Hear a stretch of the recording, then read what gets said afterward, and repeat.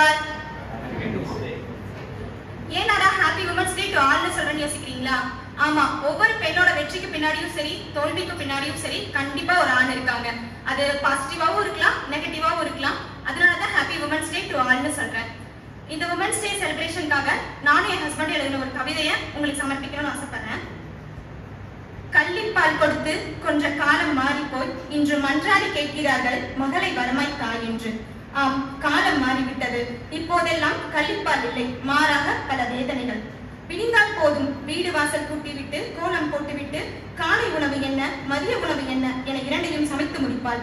இடையிடையே தந்தை, கணவன், மகன், மகள் என அனைவரது தேவைக்கேற்ற பணியையும் செய்து முடிப்பாள். 7 மணிக்கு எழுந்து நாளிதழை படித்து முடித்து பணிக்கு கிளம்புகின்ற கணவனுக்கு போட்டியாக வீட்டு வேலை முடித்து குழந்தைகளை பள்ளிக்கு கிளப்பிவிட்டு தானும் கிளம்பி இருப்பாள். அத்தனையும் தாண்டி பணிக்கு வரும் பெண்ணின் தியாகத்தை என்னவென்று சொல்ல? தன் குழந்தைக்கு தாய்ப்பாசத்தை கூட கொடுக்க முடியவில்லையே என்று அனுதினமும் ஏங்கி யாருக்கும் தெரியாமல் அனைவரும் உறங்கிய பின்னர் சப்தமின்றி அழுகின்ற அன்னையின் வலி. இதையும் கடந்து அடுப்போதும் பெண்ணிற்கு படிப்பதற்கு என்று அடுப்போதும் பெண்ணிற்கு படிப்பதான் எதற்கு என்றார்கள். இன்று அந்த படிப்பை கற்பிக்கும் ஆசிரியர்கள் தான் அதிகம். கூண்டிலே அடைப்பட்ட கிளிகளாய் இருந்த காலம் மாறிப்போய் சுதந்திர பறவையாக வலம் வருகிறோம் உலகை.